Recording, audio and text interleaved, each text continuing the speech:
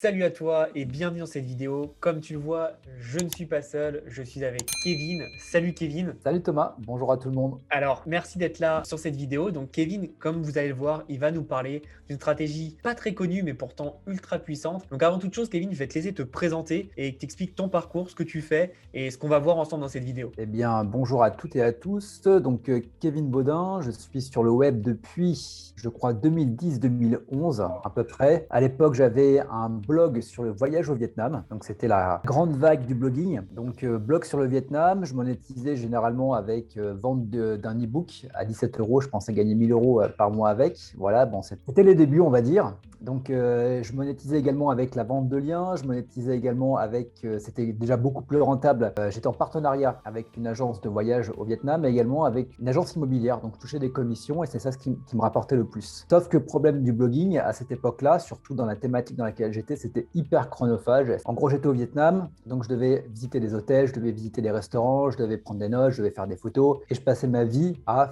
bosser pour mon blog. Donc, j'en ai eu un petit peu marre. Ce qui s'est passé, c'est que c'était en début 2014. Et début 2014, il y a eu pas mal de mises à jour sur l'algorithme de Google. Et j'avais à peu près 4-5 sites dans le domaine du voyage où je faisais essentiellement de la vente de liens. Donc tout le monde s'est pris une grosse cartouche, notamment toutes les personnes avec qui je travaillais. Donc je suis passé de à peu près 2000 euros de vente de liens à 100 euros en l'espace d'une nuit. Donc c'était vraiment du jour au lendemain, Oh. tout était fermé. Et ça, c'était 15 jours avant de partir en Thaïlande. Donc je me suis dit, bon, c'est pas grave, je vais quand même y aller, hein. Le billet est pris, la vie est moins chère là-bas. Donc voilà, je ne mangerai pas des patates, je mangerai du riz. C'est plus sympa. Donc j'y vais. À cette époque, j'avais deux connaissances qui travaillaient dans ce qu'on appelait des sites de niche. Donc en gros, pour Ok. te faire une caricature, ils travaillaient 10 fois moins et gagnaient 10 fois plus. Ok. Et j'ai dit, bon Très les mecs, c'est intéressant. simple. C'était intéressant. Et là, je me suis dit, bon, dans tous les cas, le business que j'ai est mort. Tu vois, j'avais la larme qui commençait à bien couler. Je me dis, c'est la fin, je vais retourner à mon emploi à Decathlon. Enfin bon, tu vois, le tableau noir. Bien sûr. Et je leur dis, bon, les mecs, c'est simple, hein, je paye autant de bière que vous voulez, mais à la fin de la soirée, je veux savoir exactement le business. Donc, je me suis lancé sur les sites de niche. Donc, site de niche, hein, pour celles et ceux qui ne connaissent pas le terme, c'est un site d'affiliation sur une thématique bien particulière. Donc, généralement, on parle souvent de site de niche Amazon ou sur Bien un sûr. produit en particulier. Ça peut être, je ne sais pas, les chaises longues, ça peut être sur les arbres à chat, des choses comme ça. Bon, même si ce n'est pas forcément les types de niches que je privilégie, moi, je suis plutôt sur des logiciels, sur des thématiques qui vont être beaucoup plus Rentable. rentable. Voilà, on aura l'occasion d'en parler juste après. Et bien, j'ai mis à peu près à l'époque 1 an pour franchir la barre des 1000 euros, pour reprendre la barre des 1000 euros, et j'ai mis 2 ans et demi pour franchir la barre des 5000 euros. D'accord. Donc c'est Donc, vraiment propre. c'est vraiment propre, ouais, ouais. Donc, Et du coup, c'était. tu disais que tu travaillais beaucoup moins qu'avant. Alors, au départ, c'est comme tout business, on en parlait justement quand on avait fait l'échange sur la POD. Il y a Évidemment. toujours un moment où tu travailles. Il y a un moment où je prends toujours cette image-là. Tu as une locomotive, alors les locomotives d'avant, hein, où Bien tu sûr, ouais. devais donc bourrer le four de charbon. Et puis, bah, tu travaillais comme ça pendant quelques kilomètres. Et puis, à partir du moment où le train avait atteint sa vitesse de croisière, bah, tu pouvais te relâcher un petit peu. Tu remettais une pelletée de charbon de temps en temps pour maintenir la vitesse. Bien sûr. Donc ça, c'était à peu près la même chose. Tu travailles beaucoup au début. Donc, il y a plusieurs choses à mettre en place. On pourra également en parler après. Mhm. Mais une fois que ton site est bien référencé sur Google, que tu es sur une concurrence qui est faible, bah, ton site, il a vocation à durer des années. Bien sûr, et puis c'est vrai qu'entre entrepreneurs sur le web, on dit souvent avoir un blog, c'est un peu comme de l'immobilier. C'est quelque chose qui prend de la valeur sur les années et c'est ça qui est dingue. C'est que oui, il y a plus de travail et je pense que tu es bien placé pour le dire. C'est beaucoup plus difficile maintenant que ça ne l'était en 2010 d'avoir un blog qui commence à avoir des visites, etc. Parce qu'il y a plus de concurrence évidemment, mais ça en reste pas moins intéressant et ça reste encore très facile par rapport à des business. Bah, comme tu vois, tu prends le fait de mettre du charbon dans une locomotive. Je pense que ce business-là reste, quoi qu'il arrive, beaucoup plus facile. On est d'accord. Alors, c'est vrai qu'au fur et à mesure des années, c'est devenu, alors je ne peux pas dire de plus en plus difficile, c'est devenu de plus en plus sélectif. Pas D'accord. forcément en termes de concurrence, parce qu'il y aura toujours des niches, il y aura toujours un renouveau, mais là où tu vas avoir une sélection à l'entrée, c'est qu'on est sur un business qui va être sur du moyen et du long terme. Donc, c'est-à-dire que tu Bien vas sûr. commencer à travailler pendant 2, 3, 4 mois et tu vas commencer à avoir les résultats au bout de 6 mois. Il faut savoir qu'à partir du moment où tu pars sur un nom de domaine qui est neuf, généralement, en fonction de la thématique, en fonction du référencement que tu fais, en fonction de la concurrence, en fonction de pas mal de critères, tu commences à décoller dans les résultats de Google, ton trafic commence à décoller, Google commence à te débrider. À partir de 6 à 8 mois environ. Donc, c'est-à-dire que tu vas devoir travailler en amont sans résultat pour avoir des résultats plus tard. Mais une fois que tu as les résultats, bah, c'est bon, quoi. Je ne vais pas dire c'est la chaise longue et le cocktail, mais c'est pratiquement ça. Ouais, mais c'est ça qui est bien. Et c'est vrai que c'est un business où c'est pas très connu, hein, on n'en parle pas beaucoup sur Internet, pourtant qui est là depuis des années, qui est très puissant. Et comme tu le dis, le problème principal de ce business, qui en est une force, moi je trouve, c'est comme tu dis, bah tu travailles au début et t'as pas trop de résultats. Mais au final, quand tu penses bien, n'importe quel business, au début, tu travailles comme un fou et t'as pas forcément de résultats. Donc moi, j'ai envie de dire, ça me choque pas ce que tu dis parce que la plupart des business sont un peu similaires dans le sens où il va falloir travailler pendant longtemps sans avoir de vrais résultats. Et c'est qu'au bout d'un moment où, tu sais, il se passe ce moment impossible à expliquer, mais il y a le déclic qui fait que bah, tout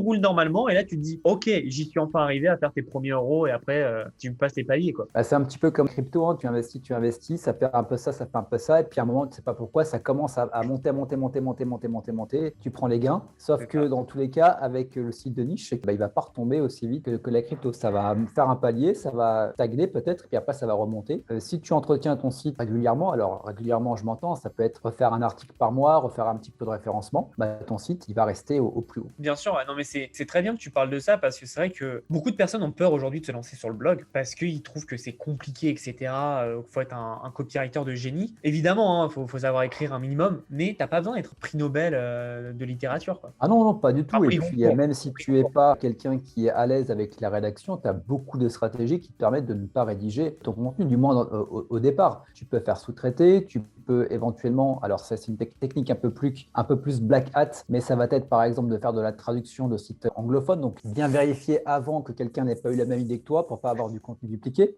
Ou alors tu peux commencer à rédiger tes premiers articles de blog, pas de sites de niche. Finalement, c'est la même chose, hein. On parle de blog, on parle de site de niche. C'est un site sur lequel on va avoir de l'audience. C'est juste que le concept est différent. Mais quelqu'un qui va se lancer dans le blogging, si tu appliques la démarche et la stratégie des sites de niche, tu vas également réussir. Ouais, bien sûr, ça, je suis d'accord avec toi. Il y a tellement de techniques aujourd'hui qui te permettent de pouvoir avoir quand même du contenu assez rapidement. Et au final, tu n'as pas besoin d'être non plus un génie en copywriting. Je vais te poser une question et je sais que la réponse, c'est pas blanc-noir parce que c'est un business. Mais à partir de combien de visites tu peux gagner tes premiers euros, par exemple? Je sais que ça dépend exact de n'importe quel business, de la niche, du produit, évidemment. Mais de toi, ce que tu as remarqué, c'est à partir de combien, environ à peu près, à partir de combien de visites tu peux avoir? Comme tu dis, ça va dépendre.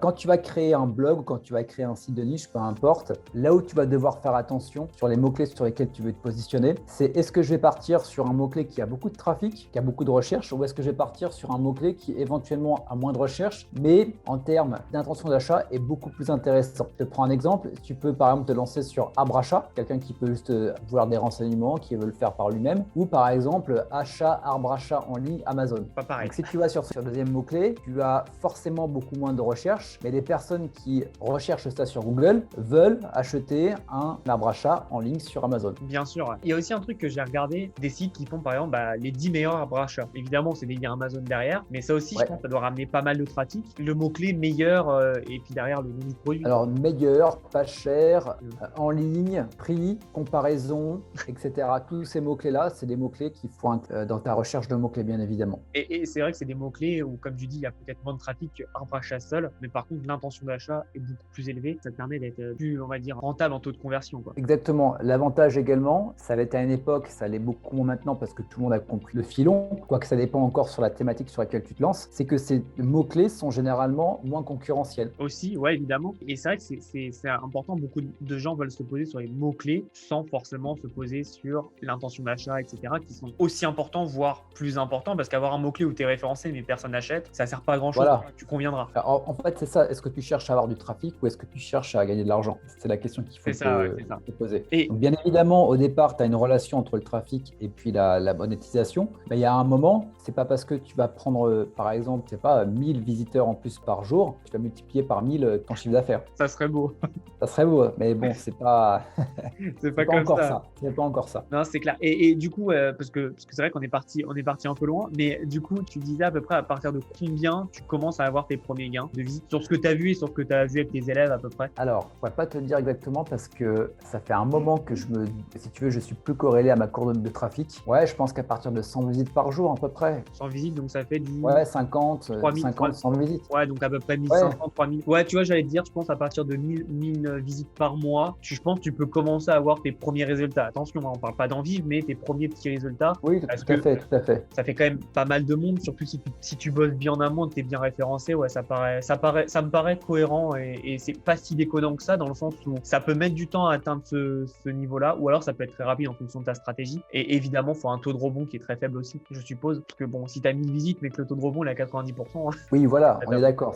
D'où l'intérêt d'avoir des personnes qui viennent sur ton site qui ont une intention d'achat, mais également que ton site donne envie d'acheter. Évidemment, ouais. Ouais, c'est très important. Autre question par rapport à tout ça, c'est est-ce que tu vois un quelconque intérêt de faire des sites de niche saisonniers? Par exemple, en hiver, la raclette, en été, les barbecues, piscine, etc., etc. Qu'est-ce que tu en penses là-dessus? Je pense que cette question sur le marché anglais est différente que sur le marché français, dans le sens où le marché anglophone est tellement vaste qu'en fait, au final, tu peux toucher quelqu'un tous les jours de l'année. En France, je pense que c'est un peu plus cloisonné. La réponse, elle est plutôt simple. C'est que si, par exemple, tu te lances sur la raclette ou tu te lances, par exemple, sur les climatiseurs, tu vas avoir une forte recherche qui va être périodique. Donc, par exemple, la raclette, ça va être, je sais pas, de décembre à février. Ouais. Et donc, les ventes également pareil. Donc, c'est-à-dire que tu vas avoir un gros pic de trafic et un gros pic de vente durant la saison hivernale. Et puis, le reste de l'année, tu auras un peu moins. Bien sûr. Alors, si tu combines avec un site, par exemple, sur les climatiseurs, eh ben, en fait, tu vas te retrouver sur à peu près 3 mois de vente. Mais il te reste encore à peu près 6 mois où tu fais beaucoup moins. Donc, moi, je préfère mettre toute mon énergie sur un site qui va vendre tout au long de l'année. Parce qu'en fait, c'est toujours cette question-là qu'il faut se poser. C'est pourquoi est-ce que tu restes sur un site qui vend une fois par an? Je caricature, hein. Pourquoi tu irais pas sur un site qui vend tout le temps en fait? C'est une très bonne réponse et je suis très content que tu répondes ça parce que je pense exactement la même chose que toi là-dessus. Quand tu lances un truc, pourquoi tu veux faire du saisonnier et en fait te priver d'avoir un truc qui tourne toute l'année 24 heures sur 24, 7 jours sur 7. Donc je suis totalement d'accord avec toi, mais on a l'impression que c'est un peu de l'argent facile quand c'est saisonnier parce que tout le monde veut acheter ça, donc tu te dis ça vend à l'appel, tu vois. Mais je pense que c'est mieux d'avoir un truc plus stable, mais plus fleuve tranquille, tu vois. Je suis plus dans cet état d'esprit-là. Ouais. À la base, je suis un feignant. À la base, les sites de niche, c'est uniquement, on va pas se cacher, pour gagner de l'argent de manière passive, pour pouvoir faire des choses qui me plaisent à côté. Bien sûr. Donc, autant mettre toutes les chances de son côté et de créer un site qui va te rapporter tout au long de l'année. Ouais, je suis totalement d'accord avec toi. Et du coup, tu parlais de produits Amazon en affiliation, évidemment, mais pas que. Et je pense que c'est pas du tout le plus rentable pour toi. Alors, j'ai fait à un moment un challenge sur ma chaîne où c'était un mois, un site d'affiliation Amazon pour générer 1 000 € au bout de 12 mois. D'accord. Donc, le truc, c'est que j'ai commencé, c'était chouette, sauf que je me suis aperçu que, en fait, c'est très simple, c'est le pourcentage de commission est assez faible sur Amazon. Et je me suis dit, tiens, avec tel logiciel, avec tel site de rencontre, on me reverse entre 30 à 75% de ce que la personne va dépenser. C'est incroyable les sites de rencontre. Quelqu'un qui prend 100 € parce qu'il a décidé de s'abonner 1 an parce qu'il en a marre du célibat, moi je touche 75%, donc 75 € en une seule vente. C'est énorme. C'est énorme. En Alors que pour toucher 75 € avec Amazon, tu dois vendre. Allez, Amazon, c'est quoi? C'est du 1-2% en moyenne, hein. Évidemment, ouais, je sais qu'il y a des produits à 10. un peu plus, on va être à peu près du 3-4% en moyenne, ouais. Ça fait qu'il faut que tu vendes un produit pour toucher 75 €, un produit qui coûte dans les 10 000 à peu près. Ouais. Bon, tu n'auras pas de produit à 10 000. Non, évidemment, mais je te parle avec une seule vente. Mais voilà, après, avec Amazon, alors c'est pas pour. Je crache pas sur Amazon, c'est juste que c'est pas mon truc. J'ai des personnes dans mon entourage qui sont éditeurs de sites et qui font essentiellement de l'affiliation Amazon et qui en vivent très bien. Bien sûr. L'avantage d'Amazon, c'est que tu vas être commissionné sur le panier total. C'est-à-dire que si la personne vient pour un arbre achat et que la personne a décidé de changer son téléviseur et son aspirateur, qu'elle met tout dans le même panier, toi tu touches une commission sur l'ensemble du panier. Ouais, donc, c'est également un truc qui est intéressant. J'ai eu des commissions comme ça où je recommandais des livres de business et j'ai été commissionné sur des micro-ondes. Ouais. Donc c'est vrai que ça fait rire. Ça, c'est vrai que c'est le point positif d'Amazon. Et je pense que quand tu as un énorme trafic, je parle de 200 000 visites par mois, il y a moyen de très bien en vivre, je pense. Tout à fait. Et puis, c'est toujours la même chose. C'est sur quelle niche, quelle thématique tu es, sur les mots-clés sur lesquels tu es référencé, etc. Oui, bien sûr. Mais je suis d'accord avec toi. Moi, je suis pareil. Je fais de l'affiliation majoritairement sur des produits digitaux parce que la marge est beaucoup plus intéressante. Et derrière, si tu parles en plus de sites de rencontres qui, là… alors, moi, je trouve ça très bien. Après, il y a la question de l'éthique. C'est quand même… parce que tu as site de rencontres où là, ça va, mais tu as des sites genre Jackie Michel, etc., où c'est un peu plus différent. Et là, ça dépend. Ouais. Moi, perso, c'est quelque chose qui me fait pas kiffer, donc je le ferai jamais. Mais les sites de rencontres, si tu sais que tu as un intérêt et que tu peux vraiment aider des gens, why not, hein? Ouais, alors après, tu peux également, par exemple, si on prend les sites de rencontres, tu peux, par exemple, te positionner sur site de rencontre plus une thématique. Donc, ça peut être une nationalité, ça peut être Une religion, un etc. métier, une religion, peu importe. Mais tu peux également te positionner sur le nom du site de rencontre à vie aussi. Donc, Ah quelqu'un ouais, qui va d'accord, ok, pas. ok. Ok, là, ouais, je vois. Donc, je ne sais pas si on prend aller rencontrer une Espagnole. Donc, soit tu fais site de rencontre espagnol, donc meilleur site de rencontre espagnol, et tu fais un listing des meilleurs sites de rencontre espagnols. Ou alors, je ne sais pas, c'est Meet Spanish. Je ne sais pas si on peut le dire comme ça, mais Meet Ouais. Spanish Abi, par exemple. Ok, d'accord. Ouais, je comprends l'idée. Donc, tu peux le Et, prendre des deux côtés. et du coup, comme on disait, là, ta conversion, elle doit être folle parce que le mec ou la fille qui cherche un ou une espagnole, derrière, tu sais s'il tombe sur le site de rencontre que tu recommandes, qui est justement Meet Spanish ou Meet une espagnole, C'est forcément, ça. c'est beaucoup plus ciblé et le taux de conversion va être plus élevé. Exactement. Cerise sur le gâteau, la plupart des personnes ne s'inscrivent pas uniquement sur un seul site. C'est vrai, ça c'est bien. Et pour rester un peu dans les sites de rencontre, tu dirais que parce que tu as forcément le nombre de clics sur ton Ouais. affiliate dashboard, sur combien est le taux de conversion à peu près? On est sur du... Alors, ce que je vais faire, c'est que je vais me connecter directement parce que Yes, je n'ai vas-y, en aucune direct, idée. c'est parfait. Alors, je vais vous laisser faire le produit en croix. Par exemple, pour un site de rencontre sur une nationalité bien particulière, j'ai 23 clics sur mon lien d'affilié pour une vente. Ah, c'est énorme. Sur un autre, alors ça dépend toujours la même chose. Sur 532 clics, j'ai 4 ventes. 4 Oui, ventes évidemment. qui m'ont Et rapporté $230. c'est énorme. Donc ça veut dire que, attends, 530 divisé par 230. Ça veut dire qu'un clic, ça te rapporte 2 euros. 530, Ouais. 4 ventes. Un clic me rapporte un petit peu moins en termes de clics. Comment ça? Parce que tu m'as dit que ça rapportait 232, non? Ah oui, autant pour moi. Oui, c'est pas en termes de vente, en termes de, oui, c'est ça. Oui, Donc, en termes de chiffre d'affaires, un clic, voilà, ça va te rapporter dans les 2 530, euros. c'est ça. Ce qui Tout est à pas fait. mal, ce qui est vraiment pas mal, sachant que c'est C'est du pas trafic mal. organique. Trafic organique, exactement. Non, mais franchement, c'est dingue. Et c'est vrai que les produits digitaux, les services, etc., c'est très, très, très puissant en termes d'affiliation pour l'effort pour avoir le même résultat que avec du Amazon est quand même beaucoup, beaucoup plus abordable. Ouais. Justement, on parlait d'organique. Est-ce que tu positionnes avec Google AdWords sur certains mots-clés ou pas du tout? Non, pas du tout. Je sais qu'il y a des personnes qui le font. Moi, j'ai pris le parti de faire uniquement du passif. Donc, quand je D'accord. dis passif, je pourrais le faire, mais j'ai d'autres occupations, on va dire. D'accord, ouais, non, je comprends bien. Moi, je suis quand même quelqu'un qui est plus organique, trafic organique pur, que faire de la pub de partout. Et Mais puis, il y en a c'est qui vrai. le font, hein. Sur des Ouais, sites non, je comprends. d'affiliation qui renvoient, il y en a qui le font également, qui sont souvent notamment dans la rencontre. Donc, ça fait des années qu'ils y sont. Donc, s'ils sont dessus, c'est que forcément, ça rapporte. Oui, oui, c'est clair. Et puis quand tu vois les résultats que tu peux avoir, tu te dis, imagine, tu touches le clic à 30 centimes. Admettons que de 2,3, je crois que dans tes stats, c'était 2,20 euros par clic. Tu descendes à 1,80, ça te reste toujours 1,50 de marge. Donc, ça reste quand même très intéressant. Tant que ça rapporte plus que ça dépense. C'est ça, c'est juste des mathématiques. Ouais. Alors, évidemment, on va pas parler trop longtemps, mais WordPress, évidemment, pour être référencé SEO. On est Tout à d'accord? fait, WordPress, ouais. WordPress, c'est le plus simple, en un clic, c'est installé. Ok, on est d'accord là-dessus.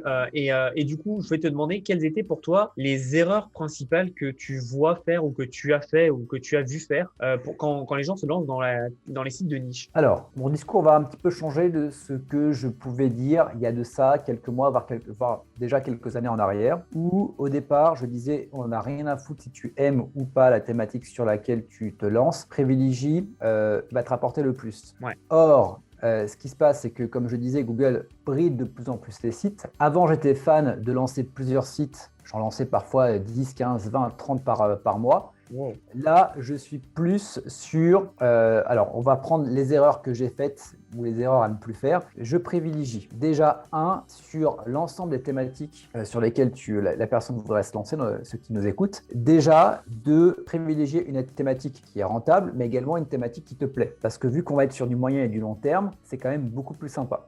Deuxième chose, ne te lance pas sur plusieurs sites à la fois. Je te conseillerais, surtout si tu débutes, de partir sur 2-3 sites grand maximum. D'accord. Parce que finalement, il y a une charge de travail qui va être exponentielle. C'est-à-dire qu'à chaque fois que tu vas rajouter rajouter un site, tu as un minimum de référencement à faire. Donc, imagine que tu lances un site par mois. C'est la raison pour laquelle, d'ailleurs, j'ai arrêté le challenge Amazon dont je parlais avant. C'est que le premier mois, tu vas travailler donc sur ton site. Le deuxième mois, tu vas travailler sur ton site numéro 1 plus ton site numéro 2. Le 3, et en fait, plus ça va aller, plus tu vas avoir un site. Et à un moment, tu vas te retrouver à la fin du 6e mois à devoir référencer 6 sites en même temps. Donc, si tu dois faire 5 liens par site, 6 x 5, 30, ça te fait 35 liens, 36 liens. Ça te fait beaucoup de liens. Quand tu dis les liens, tu parles des articles? Non, je parle pour référencer ton site. D'accord, ok, d'accord. Ok, c'est clair. Des backlinks, ouais. C'est clair que ça fait beaucoup. Ok, des backlinks, ok, d'accord. Non, mais c'est vrai que ça fait beaucoup et c'est pour ça, moi je suis d'accord avec toi, je pense qu'il faut vraiment se focus sur un site déjà au début pour voir et comprendre comment ça marche. Après, 2, 3, etc.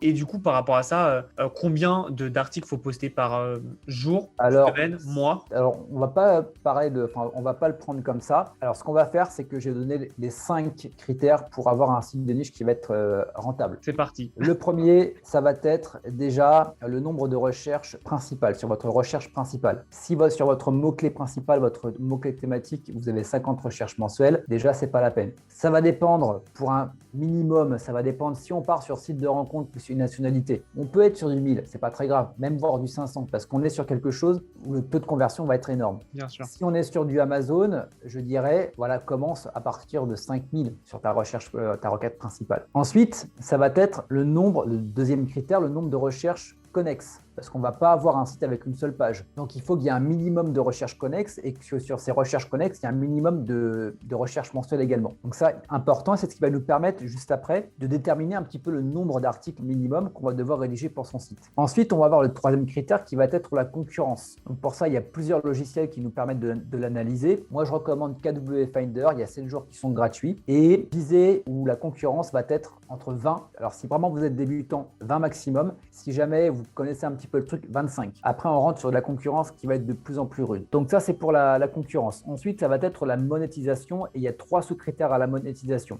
Déjà, est-ce que le produit est disponible en ligne? Est-ce que la personne peut l'acheter en ligne? Parce qu'on peut très bien se dire, tiens, c'est une super niche, sauf qu'il n'y a aucun site de e-commerce ou aucune plateforme qui le vende. Deuxième chose, est-ce qu'il y a un programme d'affiliation? Trop bien, c'est super bien, le logiciel est top, sauf que pas de programme d'affiliation. Alors, c'est pas parce qu'il n'y a pas de programme d'affiliation qui est mentionné sur le site qu'ils n'en ont pas. Je vous invite toujours à contacter le site parce que des fois, ils peuvent avoir une opportunité de travail, de business avec vous et ils vont tout simplement créer un programme d'affiliation. C'est ce qui s'est passé pour moi sur un site qui était sur comment ouvrir un restaurant, sur lequel c'était à l'époque tout ce qui va être logiciel de caisse sur iPad et le mec m'a créé justement un programme d'affiliation dédié. Et également, est-ce que le produit s'achète en ligne? Je prends toujours cet exemple-là parce qu'il est tellement parlant. À l'époque, j'avais lancé un site de niche en affiliation Amazon sur les canapés Chesterfield qui sont des gros canapés en cuir anglais. Le problème, c'est que je me suis aperçu que personne n'achetait ça en ligne. En fait, tu prenais des informations, mais tu allais l'acheter chez But, en gros. Parce qu'il faut le tester, etc. Et il faut le tester. Et clairement, tu n'achètes pas un truc qui va te coûter entre 500 et 1000 euros simplement sur une image. Et autre chose, dernier critère, ça va être la tendance. On en a parlé déjà un petit peu avant. Il va y avoir une saisonnalité dans la recherche. Et également, quand vous allez sur Google Trends, quand vous mettez votre recherche principale, est-ce que les recherches elles font comme ça? Donc, auquel cas, sur les 5 dernières années, si c'est en déperdition, je vous invite à ne pas vous lancer. Ou est-ce qu'au contraire, c'est plutôt stable? Ou est-ce que carrément, ça commence à monter. Évitez également tout ce qui va être un petit peu tendance. Donc, ça peut être comme le Handspinner, ça a super bien marché. Et maintenant, on va plus en entendre parler. Également, les produits comme FIFA, les jeux vidéo. Donc, FIFA 2018, ça marche super bien en 2018. Maintenant, à part faire du rétro gaming, ça va plus marcher également. Donc, faites attention également à ça. Donc, ça, c'était vraiment les 5 critères, ce qui va me permettre d'introduire maintenant le nombre d'articles minimum. Je vous invite à partir sur à peu près 10 articles. Minimum. Donc, vous avez une page d'accueil, vous pouvez avoir des sous-pages, vous pouvez avoir des articles de blog. Donc, voilà, partez sur à peu près 10 en moyenne, 10, 15, 20 grand maximum. Je vous invite à les rédiger et à les publier au fur et à mesure et à les interlinker entre eux, tout simplement. D'accord. Donc, entre 10 et 20, voilà, 15 en moyenne, c'est une bonne base. Et pour préciser, pour ceux qui n'auraient pas compris, c'est par semaine ou par mois, c'est 10, 15 à faire. tout simplement. Voilà, tout à fait. Ok. Non, mais c'est pas une énorme charge de travail au final quand ils pensent. Alors évidemment, hein, comme tu le disais, il faut quand même beaucoup bosser parce qu'il faut les produire, les 10 à 15 articles. Mais au final, une fois que tu as 10-15 articles bien référencés, tu peux travailler avec des petits liens d'affiliation et tu peux commencer à avoir, mine de rien, des petits résultats qui vont tomber. Et du coup, par rapport à tout ça, qu'est-ce que tu fais quand tu dis que tu prends un peu de temps pour remettre un peu de charbon, comme tu disais, dans la locomotive? Tu réécris des articles, tu changes les liens, tu changes peut-être les articles, tu les édites, etc. Tu mets quoi en place du coup? Alors, ce que je fais, donc quand je disais justement de charger la machine, Ouais. c'est dans un premier temps de mettre son site en ligne. Il va y avoir toute la partie recherche de niche, la partie mise en ligne du site, la partie rédaction, parce que mine de rien, si on prend un article par jour, donc ça va faire à peu près qu'en 2 semaines, vous avez l'ensemble de votre contenu. Bien évidemment, c'est le contenu de base. Il y aura toujours possibilité d'aller chercher d'autres mots-clés. Ouais. Donc ça peut être, par exemple, on peut se dire, après, je rédige 2 articles par mois. C'est tout à fait possible. Et puis après, on va avoir, et ça, c'est gros du travail, la partie référencement. Donc partie référencement, c'est acquisition de backlinks, de liens retour. Donc en gros, vous avez votre site et vous allez poser des liens sur différents sites de la même thématique que vous. Donc plus vous allez avoir de liens qui vont être dans la même thématique et de qualité, plus vous allez montrer une popularité au niveau de Google et plus vous allez être mieux référencé dans les résultats de recherche Google. Donc c'est intéressant, et je reprends le critère numéro 3 qui était la concurrence. Moins vous allez avoir de concurrence et moins vous aurez à fournir le travail de référencement derrière. Si par exemple vous allez sur une thématique des assurances automobiles, donc là je ne dis pas que c'est pas impossible, mais il va falloir mettre déjà un petit billet sur la table parce que ça va être des liens que vous allez devoir acheter, des liens puissants, et ça ne va pas se faire du jour au lendemain. Alors que si vous êtes sur une toute petite niche, alors il faudrait regarder site de rencontres espagnoles. Je ne suis pas sûr que la concurrence soit énorme. Il faudrait voir également le nombre de recherches mensuelles, mais avec à peu près une base de 30 liens, il y a possibilité de ranker en première page sur Google. Donc ça va prendre pas énorme en termes de travail. Ce qui n'est pas énorme, c'est-à-dire que je le rappelle, ton site il va décoller à peu près au bout de 6 mois. Donc si tu divises 30 par 6, ça te fait 5 liens par mois à peu près. Donc c'est rien. Ouais, non, c'est pas grand chose, c'est clair. C'est super complet et je pense que ça donne une meilleure vision de ce business qui est honnêtement, comme on le disait, vraiment de l'immobilier quoi. Tu taffes beaucoup pour faire la comparaison avec l'immobilier, tu essaies de chercher ton bien et puis une fois que tu l'as, tu t'en occupes un peu de temps en temps, mais tu as les rentes qui tombent et c'est vraiment pas mal pour le coup. Est-ce que on a oublié quelque chose et que tu aimerais ajouter? Non, je pense qu'on a vraiment fait le tour. Donc un conseil pour les personnes qui voudraient se lancer, c'est, je pense que la question qu'on se pose généralement au départ, c'est comment trouver des idées de niche. Des idées de niche, vous en avez déjà tout autour de vous. Ça peut être des logiciels que vous utilisez, ça peut être des applications que vous utilisez, ça peut être des objets que vous avez donc autour de vous. Donc voilà, vous pouvez aller sur des marketplaces. Donc je pense notamment à System.io. Vous avez énormément de produits à promouvoir en affiliation. Vous pouvez vous connecter à d'autres plateformes d'affiliation et voir les produits qu'ils proposent et voir si les produits ils répondent aux 5 critères qu'on a parlé juste avant. En fait, au départ, on a toujours cette sensation de ne pas avoir d'idée, mais à partir du moment où on a compris comment ça marchait, après, tu vas plus avoir de temps pour pouvoir exploiter toutes les idées que tu as. C'est ça le problème. Mais c'est un peu ça. Ouais, je suis d'accord avec toi. Et puis pour prendre de l'affiliation, tu as des sites comme Jimizu, OneTPE, Warrior Plus, ClickBank, tu en as à foison. Il y a ce qu'il faut. Ouais, il y a vraiment ce qu'il faut. Faut juste chercher. Et comme tu disais, pour les niches, moi, ce que j'aime bien aussi faire, est-ce que vous avez des passions? Si oui, en général, la plupart, évidemment, je parle de vraies passions. J'avais vu ça un jour, chasseur de vers de terre. Là, ça va être compliqué. Par exemple, si vous êtes passionné, je sais pas, par exemple, de scrapbooking, de dessin mandala et tout, il y a de quoi faire. Il y a vraiment de quoi faire et c'est clair que vous pouvez trouver chaussures à votre pied, on va dire, en travaillant bien en amont, évidemment, votre recherche de niche qui est ultra importante, comme tu l'as dit. Tout à fait, sachant qu'en plus, en termes de monétisation, on a parlé de l'affiliation, mais pas que, on peut faire de la vente de liens. Donc également, ça peut être très rentable. Si vous ayez un site qui soit sur une thématique où la demande est forte et que votre site est ce qu'on appelle des metrics, donc en termes de nombre de domaines référents, de backlinks, je vais parler également de trust flow, de citation flow, peu importe, c'est juste pour donner les noms. Vous pouvez vendre un lien à 50, 100, 200 euros également en fonction de la thématique sur laquelle vous êtes. Ouais, ça fait forcément une autre source de revenus et c'est très intéressant. Moi, j'ai commencé à le faire sur mon blog principal où des gens commencent à venir me contacter j'ai 30 000 visites par mois, tu vois, et j'ai des gens qui viennent me contacter pour référencer pour mettre leur lien sur mon site. Je savais même pas que ça existait. Je fais vas-y, ok, pas de souci. Et c'est vrai que c'est une autre source de revenus dont on ne pense pas forcément et pourtant qui peut être très très très puissant. coup, quoi. Tout à fait. Tout cumulé, ça peut faire un bon petit pactole à la fin du mois. C'est clair. Et aussi, on n'en a pas parlé, mais au bout d'un moment, tu as fait référer ton site, ça marche bien, tu as des revenus. Bah, il y a aussi quelque chose que tu peux moins faire, par exemple, avec une chaîne YouTube, c'est le revendre. Tu peux le revendre, tout à fait. Tout à fait. Et en général, tu chiffres à combien? Genre, tu fais 12, Ça 12 peut mois, être 12 mois de. un peu plus, c'est 2 mois de chiffre d'affaires, à peu près. 2 ans de chiffre d'affaires. 2 ans autant de chiffre pour moi. d'affaires. Ok, ouais, donc ça peut vite monter. Admettons que tu fais 10 000 euros par mois, bah, Ça peut être, si vraiment tu as besoin d'argent assez rapidement, ça peut être un truc assez sympa si tu as un investissement à faire, si tu as un achat à faire. Également, le site va prendre de la valeur si tu as une mailing list, si tu as un groupe Facebook à côté, si éventuellement, alors là, on peut pousser plus loin, mais peut-être que tu as créé un produit avec. Je parle de ça parce que je fais de l'affiliation pour une formation sur un logiciel, donc j'irai pas plus loin parce que c'est une niche qui est assez cool. Et donc, la personne, j'ai eu l'occasion de parler avec la personne qui tient ce site-là. Il y a une proposition de rachat par le logiciel en lui-même. d'accord. Donc, c'est un site de niche, hein, c'est un blog de niche, c'est un blog d'autorité de niche. Donc, Bien c'est sûr. vraiment, il est premier là-dessus. C'est 5 ans de chiffre d'affaires, sachant qu'il fait du 10 000 euros par mois. 10 000? Il fait du 10 000 par mois. T'as dit 8 Après, ou il 10? fait de la 10. 10, ok, d'accord. Ah, c'est énorme. Alors lui, Énorme. il vend ses propres formations également. Mais ça ne D'accord. t'empêche pas de créer un site de niche qui vend ses produits en affiliation Ouais, bien sûr. et d'aller toquer à la porte du logiciel, de dire, ben voilà, j'ai mon site, il fait tant de trafic, et tout est paramétré, voilà, 5 ans de chiffre d'affaires, voilà, signé en bas, basta quoi. Franchement, c'est très très propre et c'est vrai que le blog a perdu de popularité, mais il y a tellement d'argent à se faire avec du blogging et à en gagner vraiment en revendant ou même juste en ayant un business qui tourne, c'est vraiment très impressionnant.